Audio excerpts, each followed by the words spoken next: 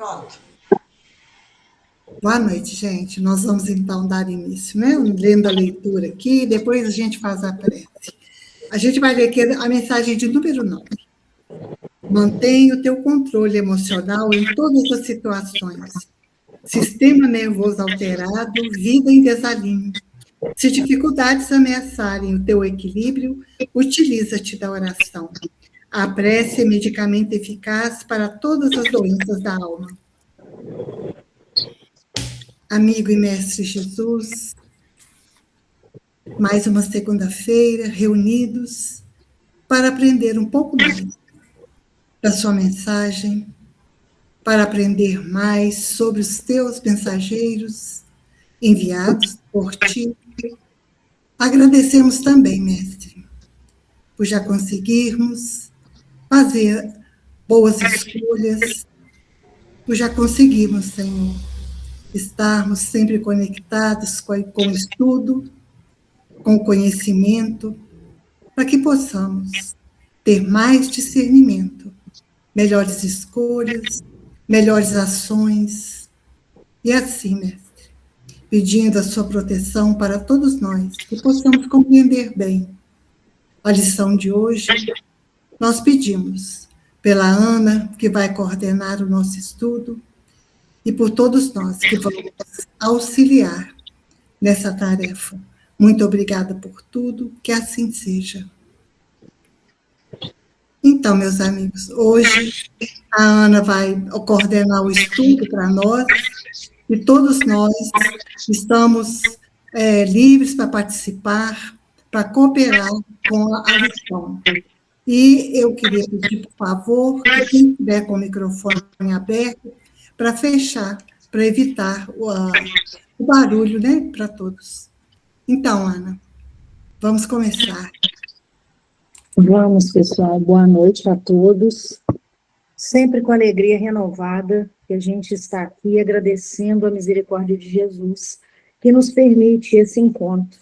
Rendamos graças, então, a Ele, a Deus, nosso Pai, nossa querida Mãe Santíssima, por essa oportunidade. O tema de hoje, né, seguindo o estudo da obra do Jacobson, né, Psicofonia na obra de André Luiz, é um assunto interessantíssimo, como todos são, mas ele traz a gente, assim, reflexões muito profundas, porque está muito perto da gente tudo isso que aconteceu. O assunto é fracasso do médium, é o 3º capítulo.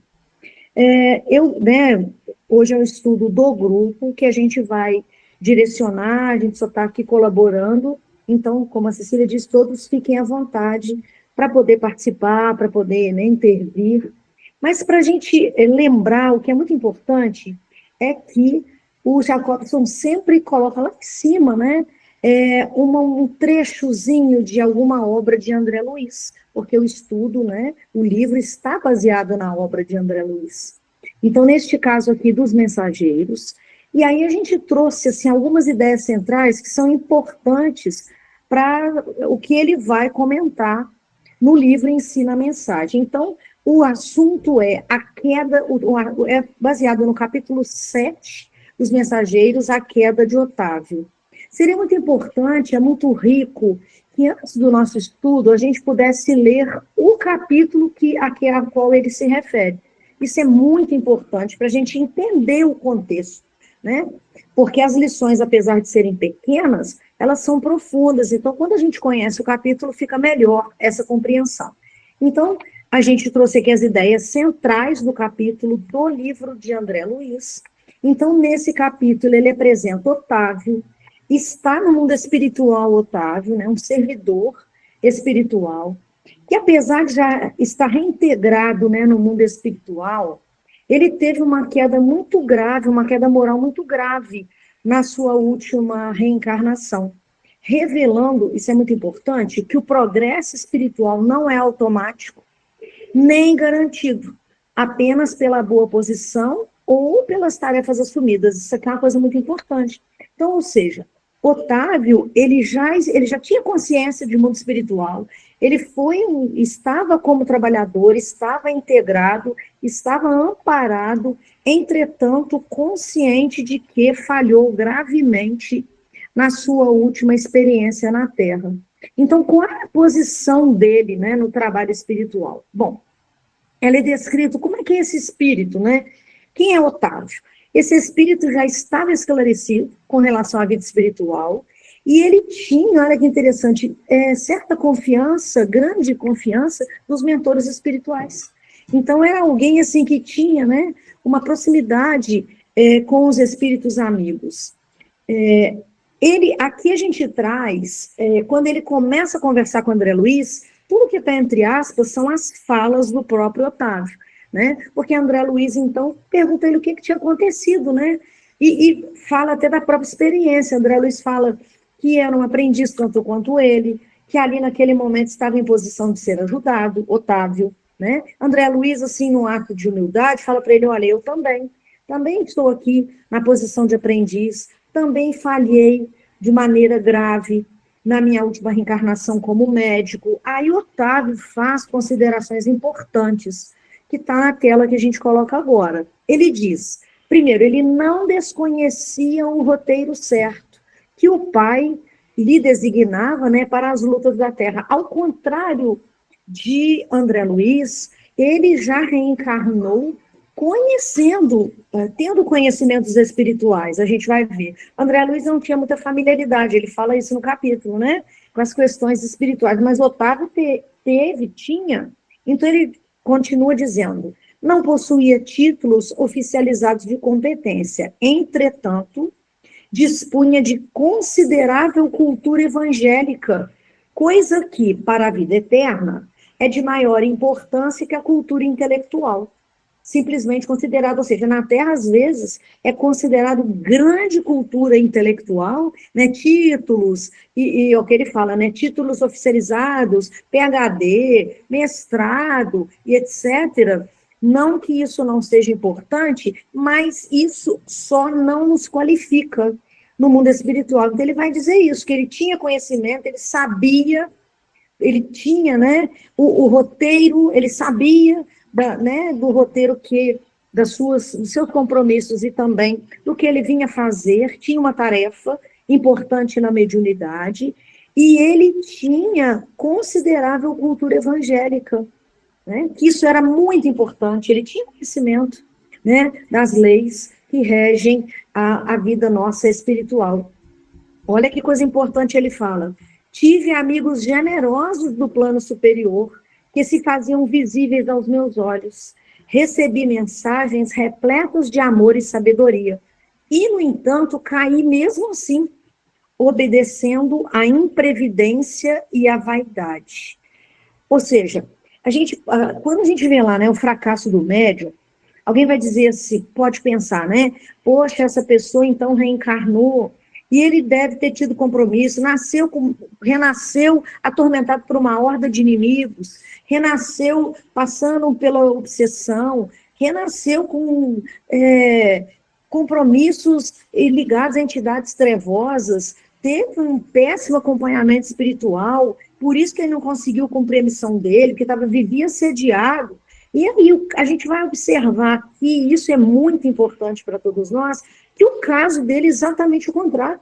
Ele teve todo o amparo, toda a ajuda. Então, ou seja, ele tinha amigos no mundo espiritual que o prepararam para reencarnar, ele tinha conhecimento, ele sabia da missão que o aguardava.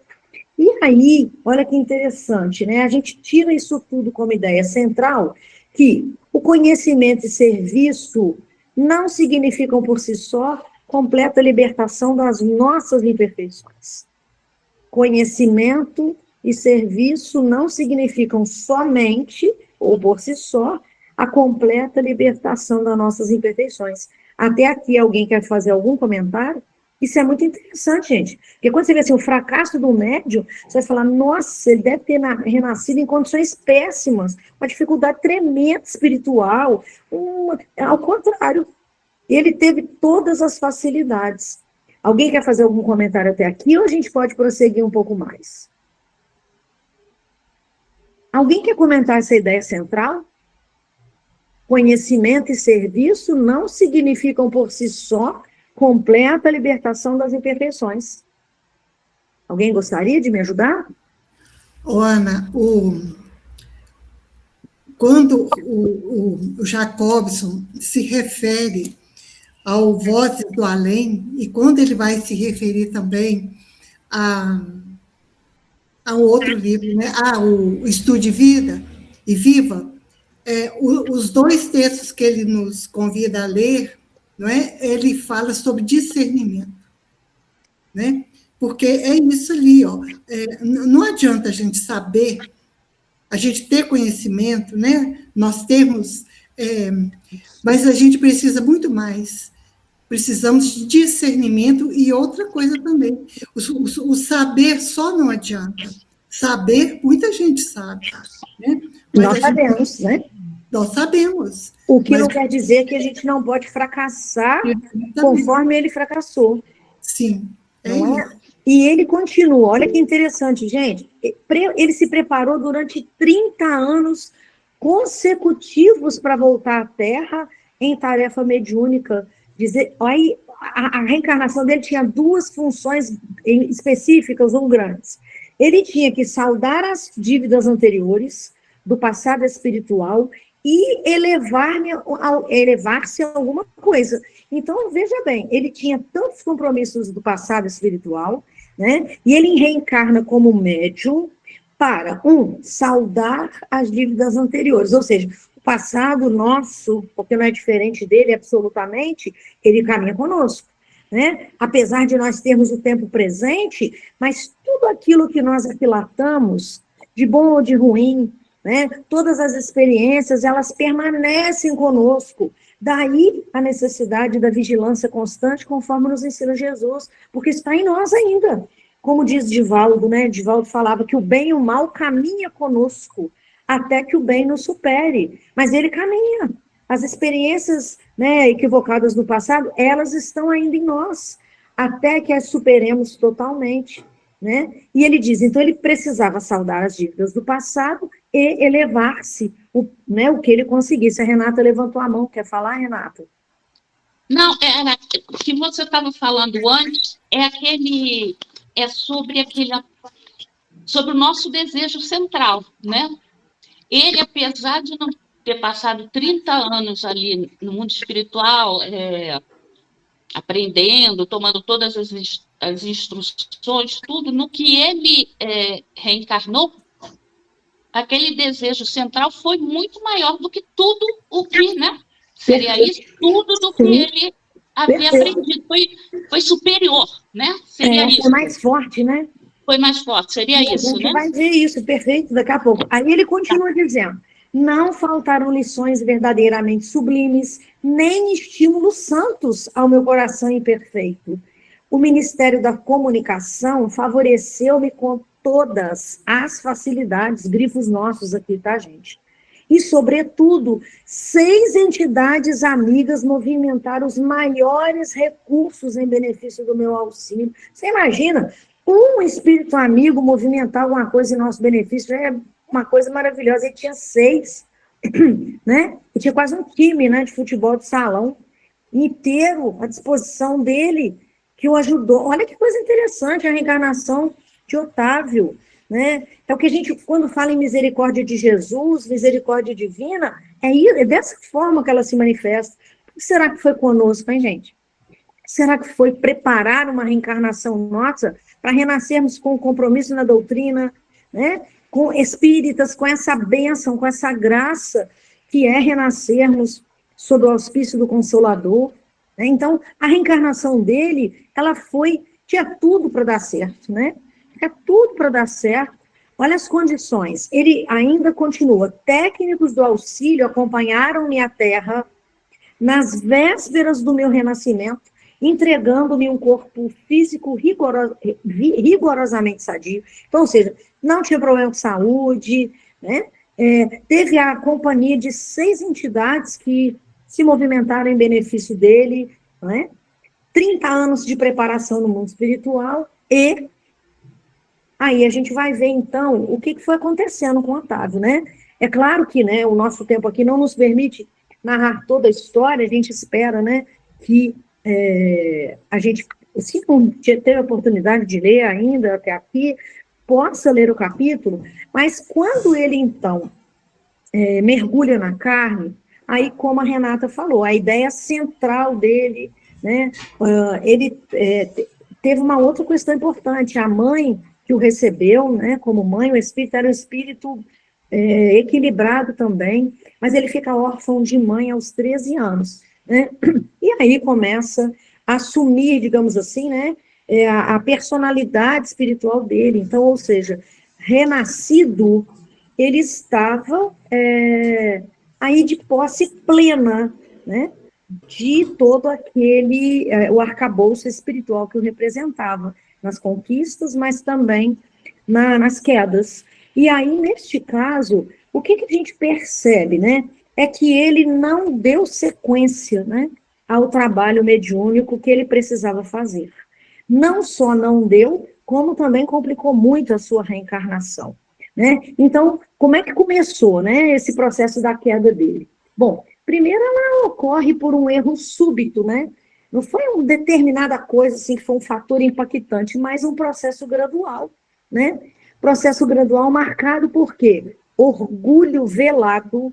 Por que isso, gente? Alguém se lembra do capítulo? Por orgulho velado. A personalidade dele, então, era caracterizada, né, pelo orgulho, excesso de confiança em si mesmo e relaxamento da vigilância interior. Alguém se lembra, assim, né, do que ele fala no capítulo sobre isso? Ele fala que simplesmente ignorou, né, as admoestações dos espíritos, os conselhos que ele recebeu, né, que em desdobramento ele, né, ignorou aquilo tudo, renasceu na carne, ele passa a acreditar, e olha que isso é muito importante para nós, que já tinha superado certas fragilidades, expondo-se a situações para as quais ainda não estava moralmente preparado. Alguém quer comentar? Não é uma palestra não, tá, gente? É estudo em grupo.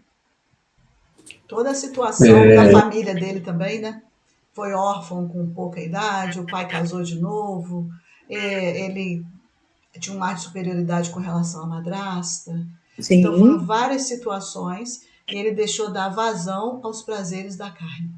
Não, e aí ele já mostra, daqui a pouquinho te dou a palavra, tá, Afonso? Rapidinho. Ele mostra, assim, o lado espiritual que ele, de fato, ainda não tinha superado. Isso aí. Né? Apesar, gente, imagina, toda essa preparação lá atrás, e quando ele vem, a personalidade, como a Renata muito bem colocou, a ideia central, a persona assumiu, né? E ele aí começou, ele era implicante com a madrasta, ele não aceitava, né? Então, ou seja, aí ele começou achou, né, quando ele, antes de nascer, que já tinha superado isso tudo, mas não tinha. Afonso, você ia comentar. Então, a gente percebe que, mesmo com todo o aparato de apoio, toda a preparação, isso não traduz em garantia de sucesso da missão. Perfeito. Porque, como a Renata fala da personalidade, a sombra do ego do Otávio ainda era muito forte. Sim. Estava muito denso diante do grande desafio que ele tinha. Sim, e aí, Perdão, Afonso, pode continuar.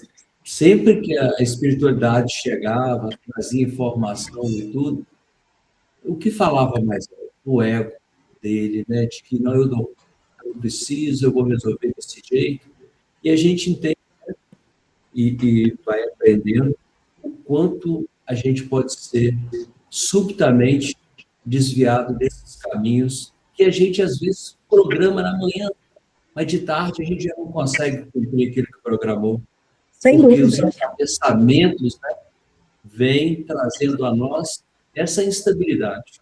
Sim. Somos crianças espirituais muito vulneráveis, né? Sem dúvida. E aí, se não exercermos, né, a vigilância, a oração, todo esse contexto, a gente tende a naufragar.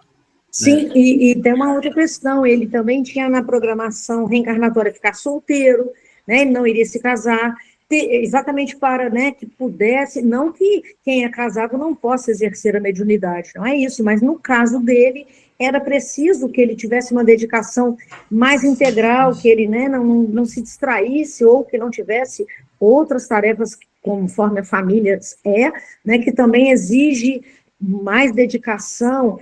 Ele viria com condições financeiras, no início, mais restrita, para que à medida que ele fosse, ou seja, os espíritos já sabiam que ele não poderia, assim, ficar tão soltinho assim, né? Não podia deixar ele soltinho na reencarnação, não. Então ele viria com pouco dinheiro. Depois, à medida que ele fosse, né, se fortalecendo na tarefa, aí tudo isso iria melhorar, até a condição financeira dele. Então, mas o que aconteceu? Diante disso tudo que a gente viu aqui, né, das questões dos apelos fortes do ego, etc., com 19 anos, então, ele se entregou desenfreadamente às questões, principalmente da área do sexo, quando ele fala que se entregou ao abuso de faculdades sublimes.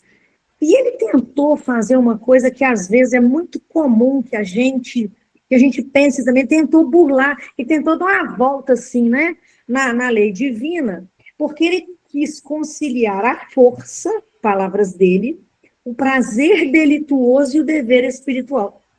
Aliando-me, no caso ele, aliando-se, né, quer dizer, ficando alheio cada vez mais dos ensinos evangélicos que os amigos da esfera superior ministravam.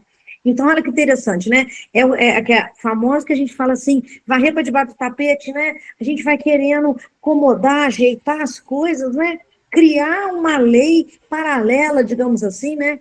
Viver uma reencarnação ao nosso modo, criar uma condição para a nossa vida que seja tolerável, né? Com as coisas que a gente queira fazer.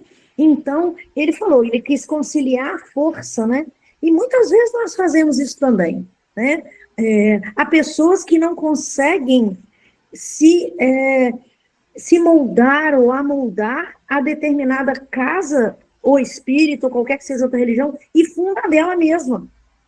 Não que seja proibido, tá, gente? Criar uma casa espírita, uma outra, não é nada disso. Mas existem pessoas, algumas têm a missão de fazer isso, propagar o espiritismo, por exemplo, no nosso caso, em outros pontos, em outras paragens, mas existem aquelas que não conseguem, né, se amoldar à disciplina vigente, então ela faz isso, vai conciliando a força. Não, eu crio minha casa, eu crio meu centro, eu crio, né, a minha agremiação religiosa, enfim. Afonso, você levantou a mão de novo? A gente observa nesse parágrafo, né, desejo de conciliar a força, né, o prazer delituoso e a dever espiritual, a gente percebe que são energias antagônicas, elas não são complementares, né? Então, por isso, acabou, né, toda essa consequência, porque são energias que não estão, né, afins, elas se repelem, né? Não há uma complementariedade entre elas. E aí, a gente percebe o desfecho que acontece quando forças antagônicas se encontram.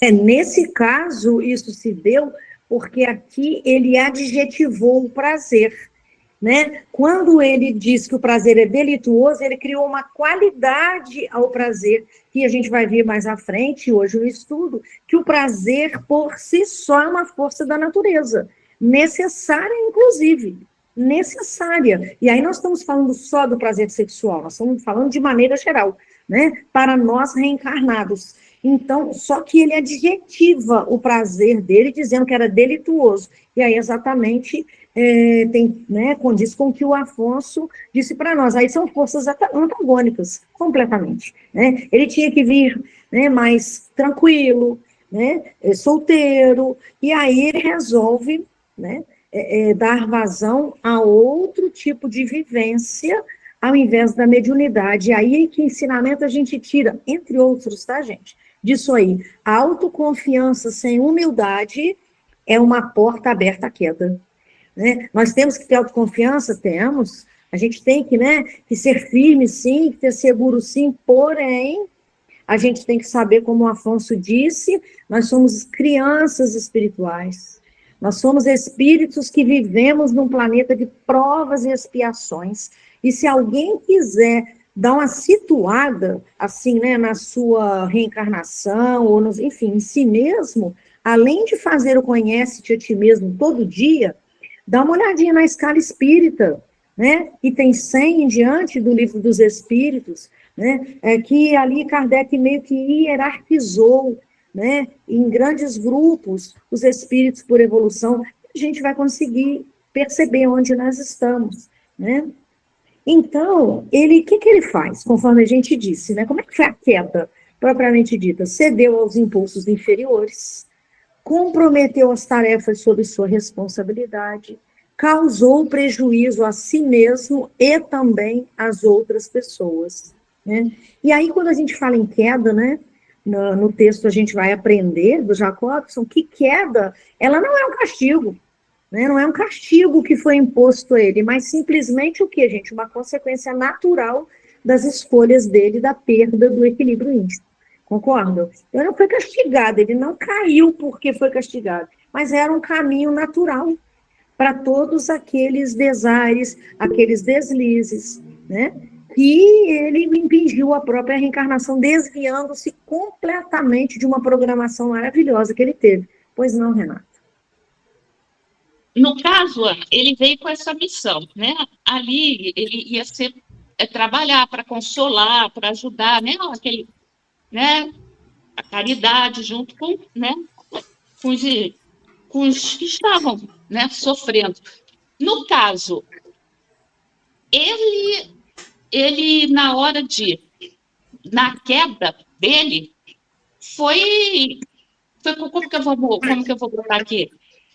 Ele, além de ter tido a queda, ele também vai levar a culpa de não ter atendido, né? Essas pessoas que queriam recorrer a ele, que recorriam a ele, e ele ignorava.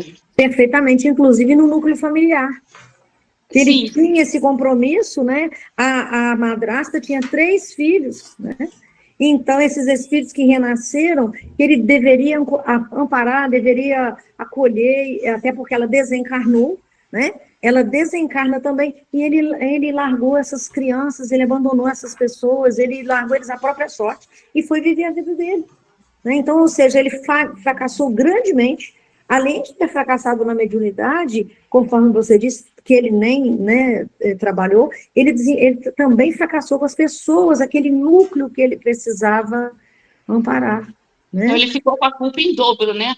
Por ele. Não sei se em dobro, mas assim, ele falhou de maneira geral, vamos dizer assim. Por isso que isso é uma coisa importante, porque André Luiz traz essa história de Otávio como um capítulo do livro Os Mensageiros. Então, assim, ele falhou de todos os lados, que às vezes a gente, né, é normal que a gente erre em alguma coisa, que a gente não consiga, que não dê conta de determinada coisa, mas uma ou outra a gente vai, né, só que ele não. Tudo aquilo que ele programou, ele não deu conta de fazer, né? Alguém quer comentar mais alguma coisa?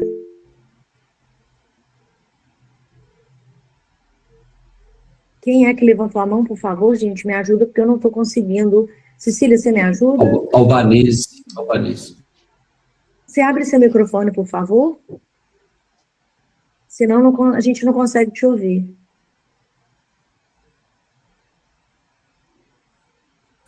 A gente não está te ouvindo. Abre o microfone, tá vendo? Ele está cortado, você clica nele que você fala. Bom, então aí a gente não está te ouvindo, tá? Você tenta abrir e você volta, tá bom? Por favor. Então, gente, assim, em tudo, né? A providência divina, ela tem a lei de amor, né? A lei de amor, de oportunidade. Então, o que a gente pode aprender, né, com o Otávio? Qual é o sentido educativo dessa queda? Igual a gente falou, a queda não foi uma punição. Ela tem um sentido educativo. E qual que é? O que serve? Que lição a gente pode tirar? E aí eu gostaria que alguém comentasse.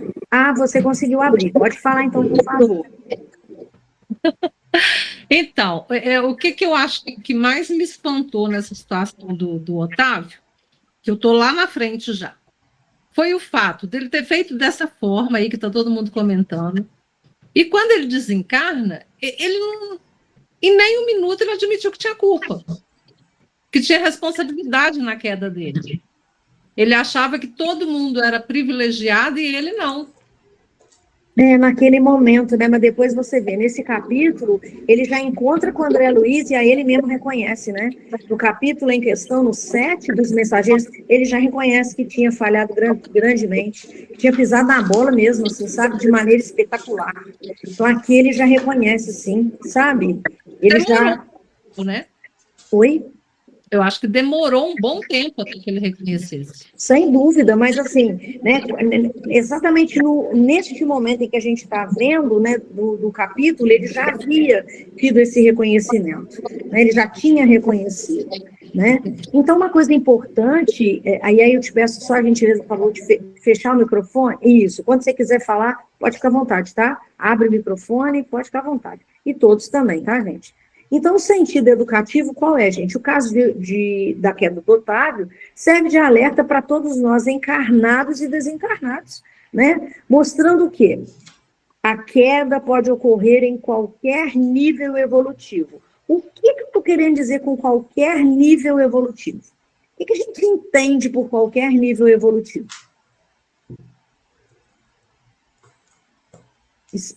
Vamos prestar atenção nessa afirmação. A queda pode ocorrer em qualquer nível evolutivo. Está certo ou errado? E por quê?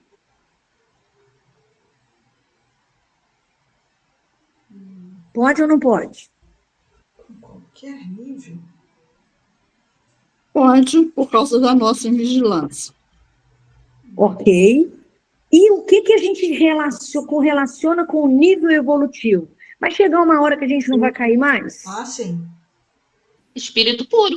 Uhum. Aí, ou superior, Superior. ou minimamente, vamos de novo, né, colar lá na escala espírita, minimamente o espírito superior para cima. O Falcone, na reunião de entes queridos, fala isso, né, sempre, né, lá na régua dele, que ele coloca lá, né, 8 para cima. Então, ou seja, e nós, gente, aí cada um não precisa responder, né, nós estamos sujeitos à queda na nossa reencarnação? Em que nível evolutivo nós nos encontramos? Quem é que não vai cair? Espírito puro, Jesus não vai cair, né? Porque, olha que interessante, se a gente for lembrar bem, espíritos que caminharam do lado do Cristo tiveram os seus problemas. Aqueles que comiam com Jesus, que andaram com ele, lado a lado, ombrearam com ele. A gente não pode esquecer que Pedro o negou 3 vezes, não foi só uma, não. 3. Judas o traiu. E os outros também tinham as suas questões.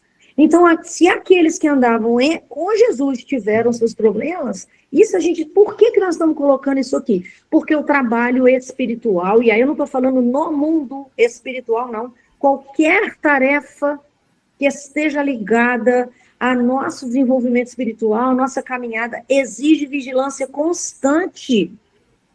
Constante.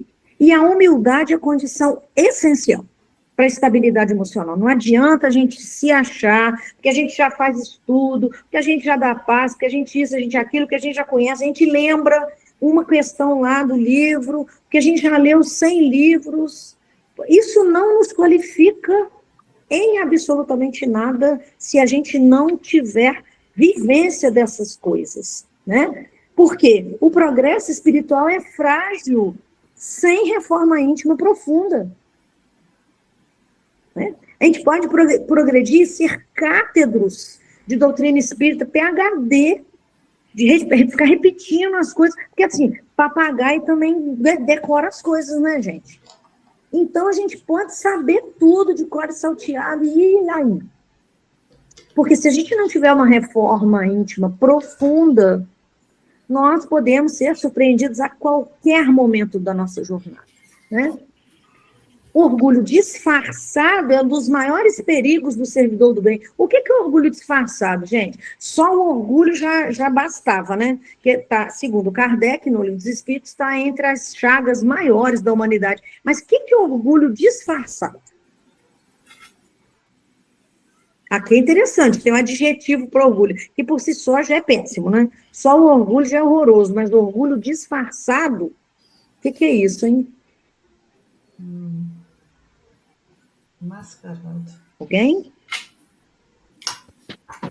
Então, aquele que você nega, você dá outro nome para ele. Ou você, exatamente, ou você despista, né? Aquele ar de falsa superioridade, aquele ar de moralista, que fica apontando os outros, que fica recitando coisa de moral para as pessoas, que não aceita os vícios ou problemas ou dificuldades dos outros. Jesus, lembrem para mim aqui uma frase de Jesus a respeito disso. Uma só, tem várias. Vamos tentar associar esse ensino ao evangelho? Quem assim procede? Vamos tentar lembrar uma das coisas que Jesus falou a esse respeito. Sepulcro caiado. Sepulcro caiado por fora, cheio de podridão, ótima. Tem outra. Vedes o argueiro no olho do vosso irmão, mas não vedes a trave no vosso. Quer dizer, a pessoa tem um cisco na vida dela, uma coisa bem pequena, a gente já logo, né, faz o escarcéu com aquilo, quando na nossa própria, às vezes nós temos problemas grandes na área moral, enfim. Então, não adianta a gente pretextar superioridade, nós temos que ser. E às vezes, né, e tem outra, aquele que queira ser o maior. O que disse Jesus a respeito disso? Seja o menor. Que seja o menor. Que seja o menor entre as pessoas. Que seja o menor. Seja o servo de todos. Que seja o servo de todos. Então, se a gente for nessa toada, né, digamos assim, a gente vai melhor, né? Agora, é claro que, o que a gente tem que aprender, né? O erro, quando reconhecido, né, transforma-se em valiosa lição de crescimento. E o verdadeiro êxito espiritual não está no cargo, não está na tarefa, mas na fidelidade cotidiana aos princípios do bem, da humildade e da vigilância, especialmente quando alguém não está vendo a gente. Porque lá no Evangelho segundo o Espiritismo, leiam de novo sobre o dever. Lá, Kardec diz, não tem testemunhas às suas vitórias nem derrotas, quando a gente cumpre o dever. Ele é silencioso, ele é sozinho, né, ele é ali. Ele é absoluto. Então, a fidelidade cotidiana aos princípios, né, do bem, da humildade, aí do bem em todas as áreas, onde quer que estejamos, em qualquer segmento da sociedade onde a gente atue, em qualquer, não só dentro da casa espírita, né? Isso é que é orgulho disfarçado às vezes, né? A gente ser, assim, uma gracinha, conforme diz a Maíse Braga, né? Uns fofos dentro da casa espírita, né? Uns fofinhos na casa espírita, e vai ver como é que essa pessoa, no trato, né, com os demais, com aqueles que estão em posição socialmente abaixo, com seus funcionários, com seus empregados, com as pessoas na rua, com as pessoas em situação, né, que a sociedade coloca como menor. Nós temos que ter muito cuidado, né? E aí a gente trouxe aqui, e aí o Afonso vai me ajudar, porque é a área dele, né, e os demais também, tá, gente? A gente precisa entender, né, o que aconteceu com o Otávio, e que a Renata falou em ideia central, né? A ideia central dele, então, era o desejo, né, de prazer, de fruir, de as coisas da terra. E eu vou perguntar a vocês, eu já falei sobre isso aqui em outra oportunidade. O prazer por si só, ele é ruim, gente? Ele é maléfico? Por que na Terra nós reencarnamos e trazemos prazeres para a nossa vida? Por quê? É a forma de como nós utilizamos, né? O prazer em si não tem problema nenhum. É a forma, né, que nós vamos usufruir ele, né? O prazer é necessário para o espírito reencarnado na Terra? Sim ou não? Sim. O que a gente entende por prazer? Pois não, Afonso? No nível que nós estamos, nós necessitamos de algo que estimula, que faz a gente fazer esse movimento. Perfeito, estímulo. Usado adequadamente, ele é salutar, ele é motivador. O nosso grande problema está nos excessos. Por exemplo, ó, cuidar do corpo. A gente não precisa cuidar do corpo. A gente precisa cuidar do corpo, cortar cabelo, né? Quem gosta, pintar o cabelo, fazer unha as mulheres, fazer a barba os homens. Nós já passamos da fase de andar igual o homem da caverna, troglodita, certo? Não precisa tomar banho, perfumar, né? Quem pode, gosta. Enfim, então, sobre esse aspecto, a gente pode cuidar do corpo? Deve. No campo da alimentação, vocês já pensaram se tudo que a gente comesse tivesse gosto de fel? Pizza tivesse gosto de jiló? Eu dei esse exemplo aqui antes, eu adoro jiló, tá? Mas se pizza tivesse gosto de jiló, tem que ser bom, gente. Então, são essas coisas. Quando a gente fala em prazer, não estamos falando exclusivamente em sexo, mas mesmo ele.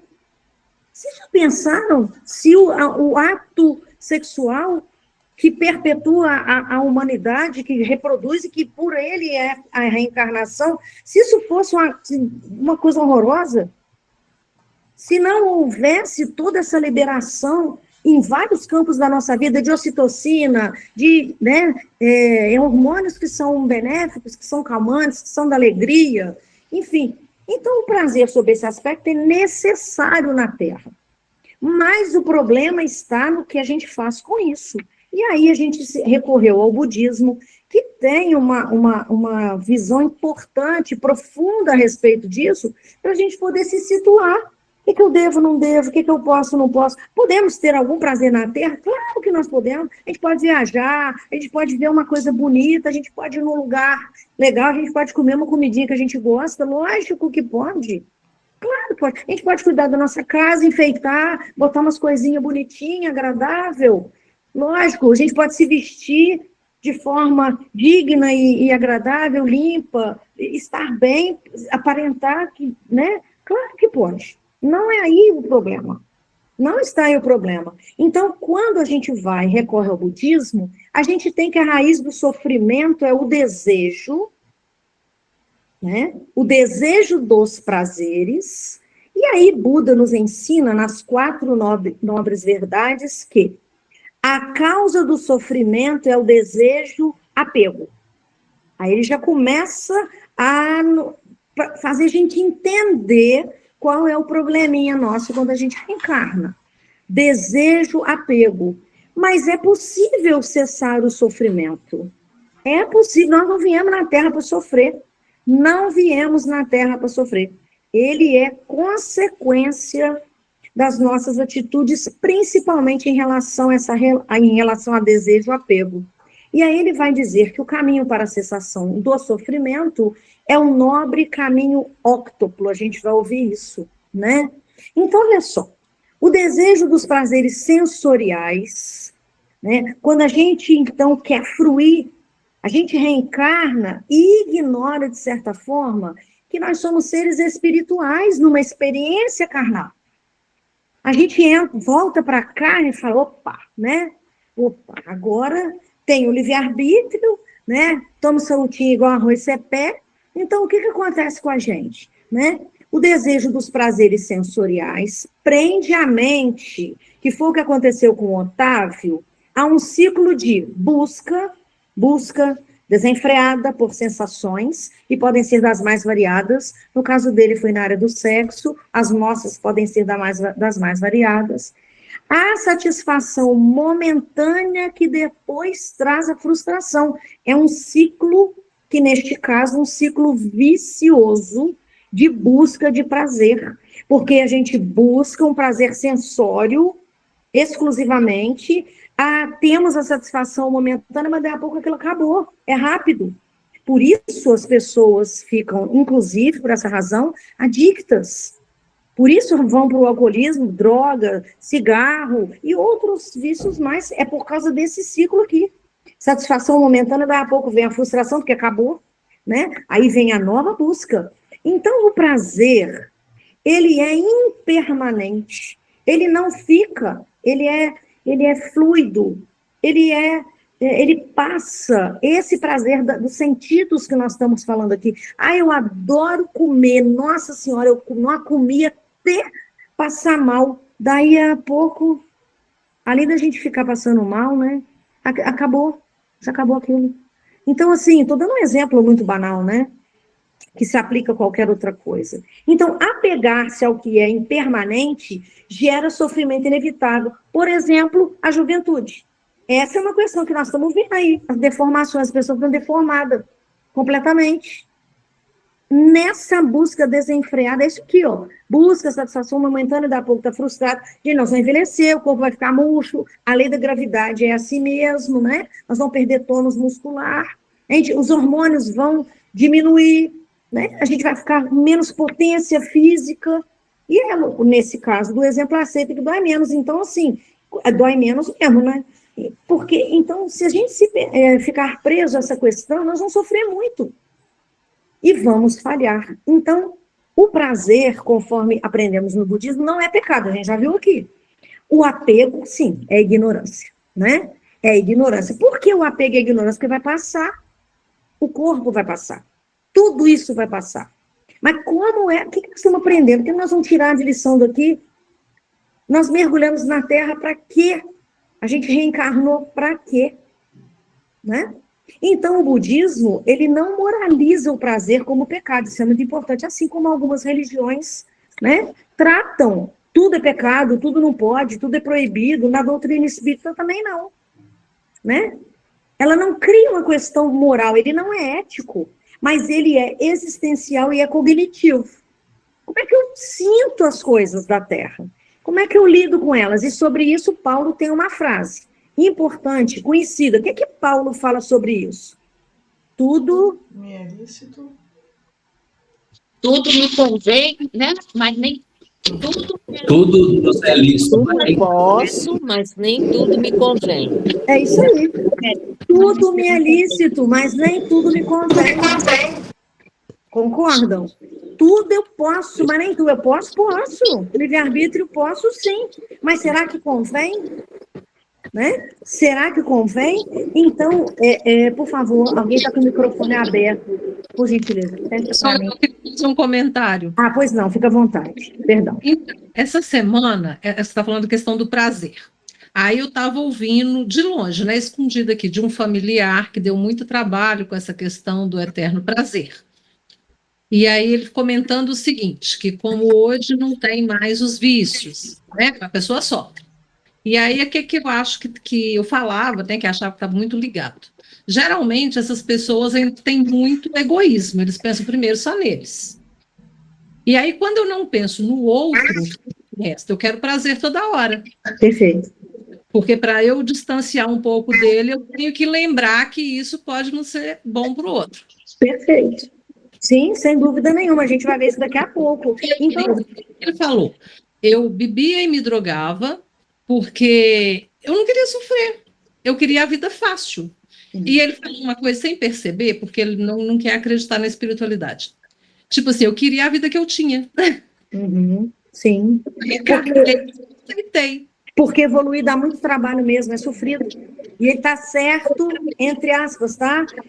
Certo, porque assim, o caminho da evolução espiritual, tanto que Jesus disse, entrar pela porta estreita, porque larga é a porta da perdição, ela é larga, ela é fácil, ela é gostosa, entre aspas, gente. É gostoso mesmo. E a pessoa sabe que esse caminho de volta, ele é sofrido. É um caminho da abdicação, é um caminho, às vezes, da abstinência, é um caminho, né, até que equilibra, é um caminho da renúncia. É o que aconteceu com o Otávio, é a nossa vida aqui o tempo todo. É o caminho da renúncia, não é? E aí, você está certíssimo, mas aí a pessoa sabe disso, por isso que às vezes ela fica enfraquecida, porque ela sabe o que ela vai encarar, ela sabe que esse retorno é como se nós tivéssemos um caminho, o caminho da evolução é um só. A gente vai, por esses atavismos, a gente vai andando, fazendo o que a gente quer, só que ao mesmo tempo a gente está jogando um monte de caquinho de vidro no chão, sabe? A gente está soltando os cacos de vidro, mas chega um momento em que a evolução, a lei da evolução divina diz, basta, porque a lei fala, basta, e aí a gente tem que voltar. Só que a gente tem que voltar para pegar a estrada principal, voltar desse atalho, mas pisando nos cacos de vidro, nas taxinhas que a gente jogou no caminho. Esse retorno que tanto assusta aos espíritos desencarnados, assusta a todos nós, as pessoas que estiveram né, em vícios assim, é difícil mesmo. É difícil, por isso que ela precisa de uma rede de apoio muito grande, porque é sofrido demais. Para a gente vocês imaginem nós que, graças a Deus, temos vícios assim, né, materiais, etc. É complicado, imagina para esses nossos irmãos. Toda a compreensão do mundo e nossas orações para eles, porque é desafiador mesmo. É sim, né? Então, veja bem, quando o indivíduo acredita que o prazer trará... Qual é o problema, né? Quando ele acredita que o prazer trará felicidade duradoura, a gente já viu que não traz, porque ela passa rapidinho, qualquer coisa, né? Organiza sua vida em torno dessa busca, a pessoa não faz outra coisa que você falou, de forma egoísta, né? A vida dela fica em torno disso aí, quem quiser que venha, né? Aí é a Lei Gabriela, né? Qual que é a Lei Gabriela? Vocês lembram da novela?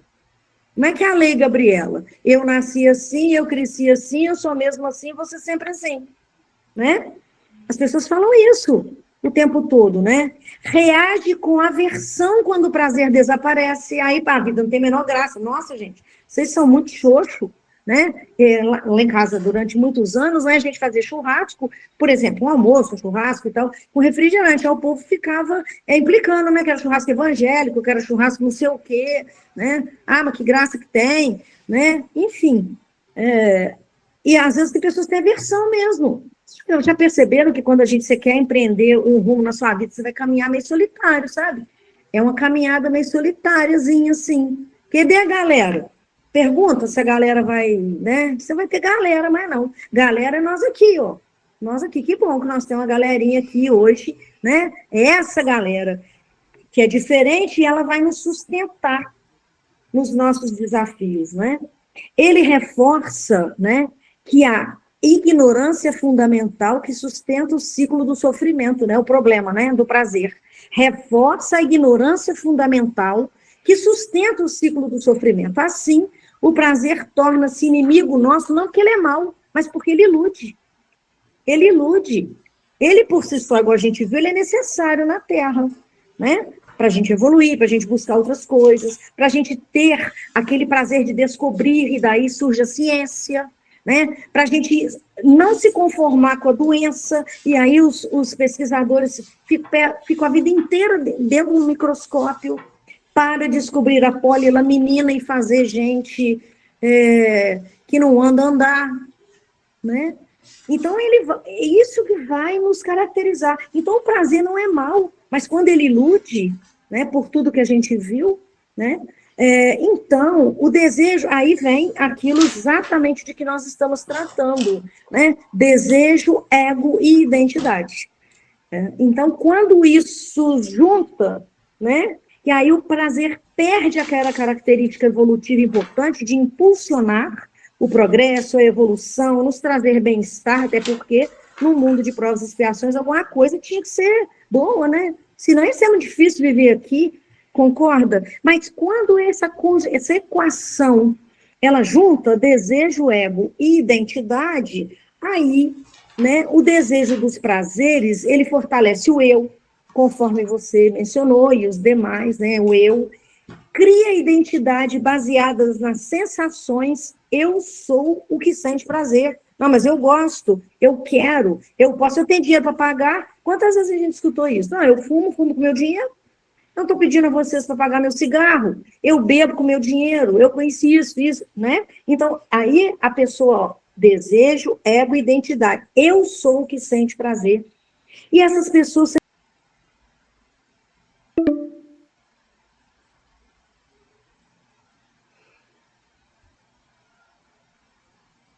lhe dá prazer. Então, esse processo, né, do ego neste campo, neste nível, ele impede a realização do não eu. Ou seja, nós, aí não sou mais eu, né? Mas somos nós, então não é só o que eu quero, não é só o que eu gosto, não é só o que eu desejo, mas também nós. Né? Ele impede a realização da impermanência, a gente ter essa nítida sensação de que tudo vai passar. Tudo passa, inclusive as alegrias, e também as tristezas, as dores, enfim. Mas também, né, tudo vai passar, nada vai permanecer, a não ser o que a gente conquistar de fato. e impede a realização de insatisfatoriedade. Ou seja, nós temos que ser insatisfeitos. Na psicologia, se eu não estou enganada, existe uma frase, né, um pensamento, e aí o Afonso me ajuda, que diz sujeito privado, sujeito motivado. Né? Toda vez que a gente tem uma privação, a gente está motivado a conquistar aquilo. Então, é importante que a gente fique insatisfeito mesmo. Se nós ficarmos plenamente saciados de tudo, aí fica, né, fica monótono, fica vazio. A gente tem que estar um pouquinho insatisfeito mesmo.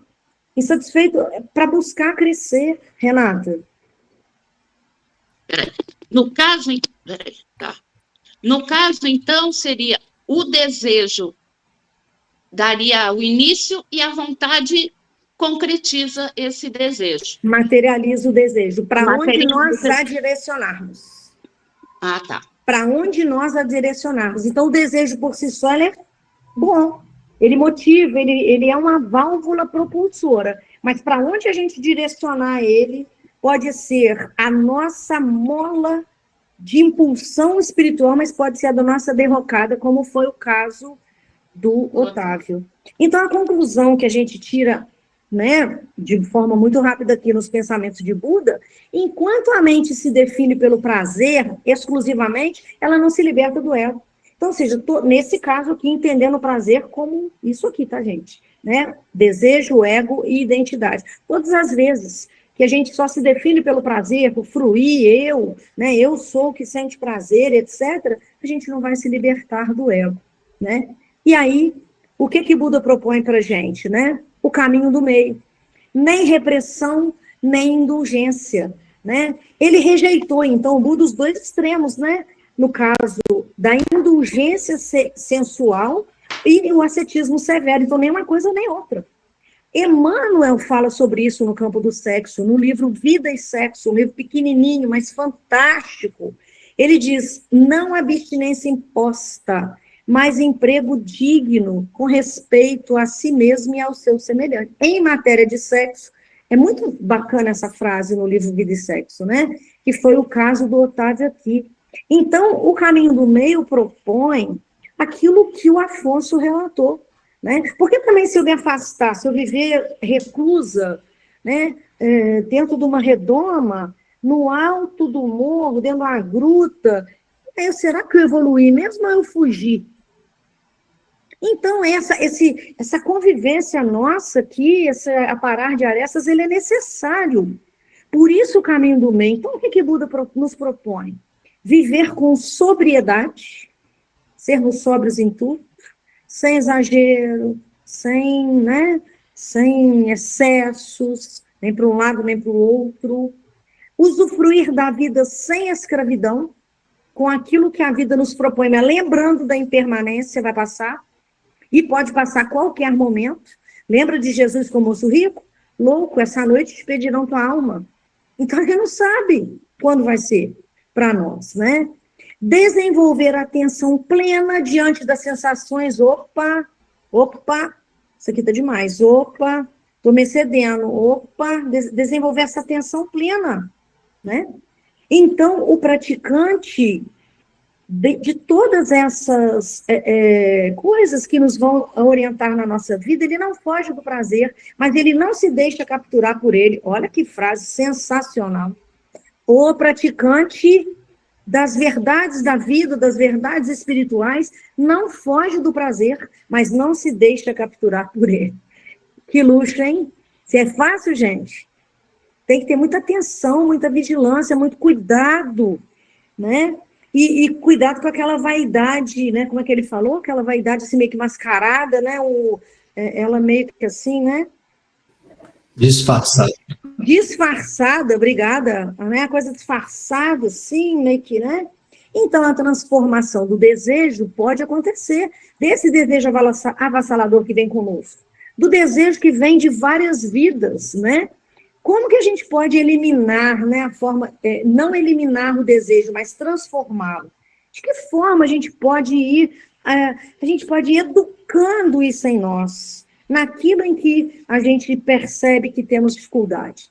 Do desejo egoísta para a aspiração consciente, da busca sensorial para a libertação, do prazer imediato para a paz duradoura, que os hindus chamam, né, os budistas, de nirvana.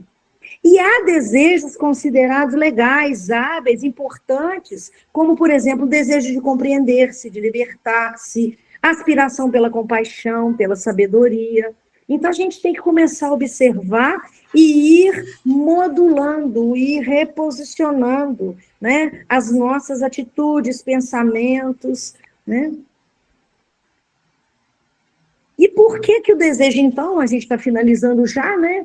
Ele pode se tornar o inimigo da evolução espiritual, foi como aconteceu com o Otávio. Por quê? Ele prendeu a mente, ou prende a nossa mente ao imediato. Ele dispersa a atenção, reforça a ignorância, perpetua o sofrimento, impede o despertar. Mas por que que isso acontece? Não como inimigo externo, mas um condicionamento interno. Contra o nosso anseio de luz existem milênios de sombra. A gente vem a muitas reencarnações equivocadas, né? Nos utilizando da religião, enfim. E agora nós estamos num momento libertador. O Espiritismo é libertador por essa razão. Põe a gente pensar, olha o que nós estamos fazendo aqui, nós estamos pensando, nós estamos tentando entender, né? Então, no budismo, o prazer é transitório, o apego ao prazer é que causa sofrimento, e a libertação surge quando a mente aprende a ver sem agarrar. Olha que legal. Ver sem agarrar, olhar, falar, tudo me é lícito, mas nem tudo me convém. Não é o prazer que aprisiona, mas a crença de que ele pode nos salvar. E eu quero que alguém me explique essa foto aí. Portanto, nós temos que... É a foto. Pensando no Otávio, tudo que aconteceu com ele, tudo aquilo que nos caracteriza, que a gente caminha com o prazer, mas ele não vai nos salvar. A gente tem que educar isso aí, e às vezes menos é mais, né? Joana de Ângeles, no Vida Feliz, tem uma frase muito legal que fala: permanece sedento, não arrependido. Então tem coisa que se a gente não dá conta, quem não pode com mandinga não carrega para toar. É o ditado antigo. Né? Se você não aguenta, não entra no play, não. Se você não sabe brincar, não entra no play. Não vai querer testar. É a vaidade disfarçada, né? O orgulho disfarçado. Vai querer testar, não. Ah, será que eu dou conta? Não vai dar, não, hein? Será que a gente tem força? Então, nós temos que... esse figura nós temos que na nossa reencarnação, que quem decifra?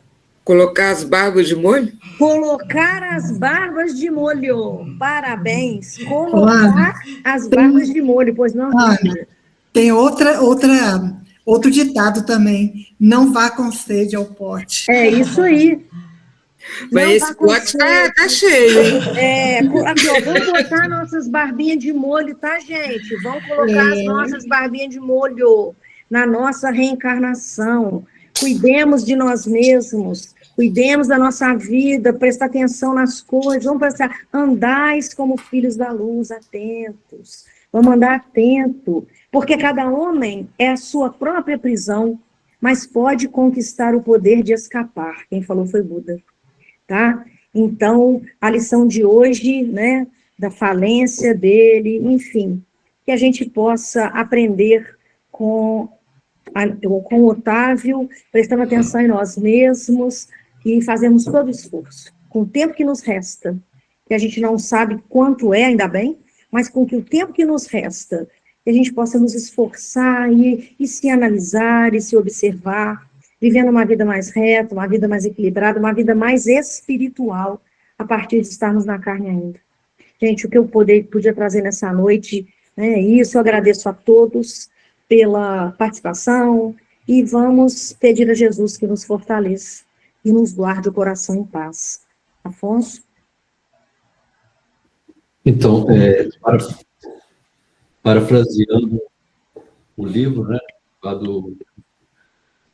ele diz assim: lembremos que o desejo dos sentidos é insaciável. E aí a gente pode entender que para trabalhar na mediunidade, não podemos viver pelos desejos do sentido, mas sim pelos desejos do espírito.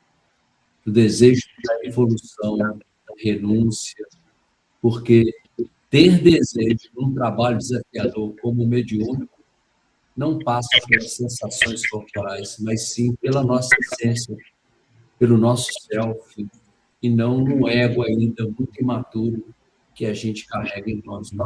Porque não se pode servir a dois senhores. Assim ensinou Jesus.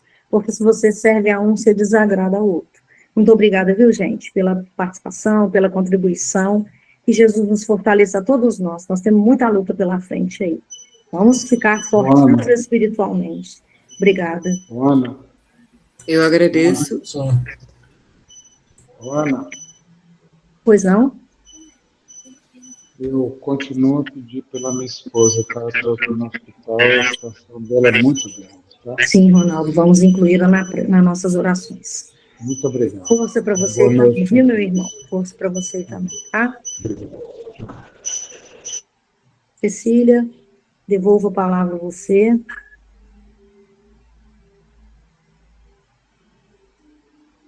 Seu microfone está desligado, Cecília.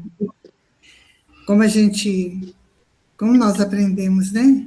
Agora veja bem, né? Buda, 500 anos antes de Jesus, e já com essa ideia tão atual para nós, né? Tão representativa para nós, tão elucidativa, e que a gente pode seguir com segurança. Obrigada, Ana. Muito obrigada mesmo.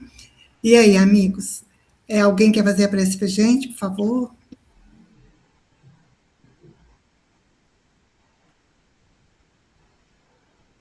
Renata, faz a prece para nós, por favor. Com certeza.